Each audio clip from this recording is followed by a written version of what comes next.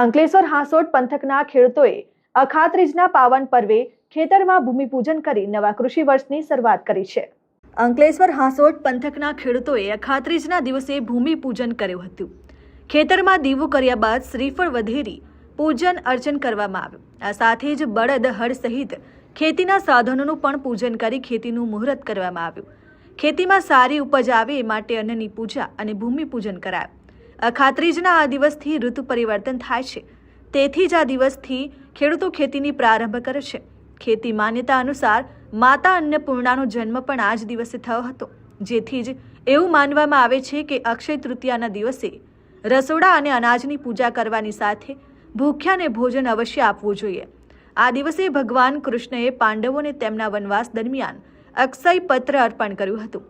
અક્ષય પત્ર ક્યારેય ખાલી નથી હોતું, તે હંમેશા ભોજનથી ભરેલું હોય છે, જેમાંથી પાંડવોને ભોજન મળતું હતું। અનાજના ભંડારાઓ હંમેશા ભર્યા રહે એ માટે ખેડૂતો દ્વારા અખાત્રીજના દિવસે વિશેષ પૂજન અર્ચન કરવામાં આવે છે। હું રાજેન્દ્ર બેતરભાઈ પટેલ, ગામ ઈલાવ, તાલુકા હાંસોટ, જિલ્લો ભરૂચનો રહેવાસી છું અને અખાત્રીજ એટલે વર્ષોથી ચાલી આવતી ખેડૂતોની પરંપરા છે કે ધરતી માતાનું પૂજન કરી અને ખેતી કાર્યનો શુભારંભ કરવાનો હોય છે।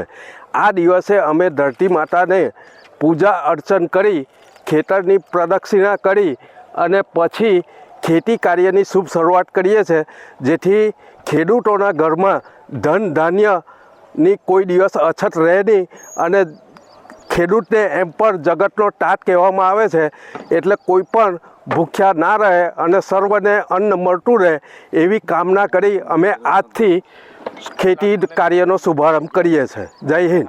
મારું નામ ધર્મેન્દ્ર ખુશાલભાઈ પટેલ છે। હું ઈલાવ ગામનો રહેવાસી છું। આજે અખાત્રીજ નિમિત્તે અમે લોકો ખેતરની પૂજા કરીએ છીએ અને બળદની પણ પૂજા કરીએ છીએ અને આખું વર્ષ અમારું પાક સારો થાય એ માટે આજે ખેતરમાં પૂજા કરીએ છીએ અમે। Dharmesh Patel, RN news, Ankleshwar.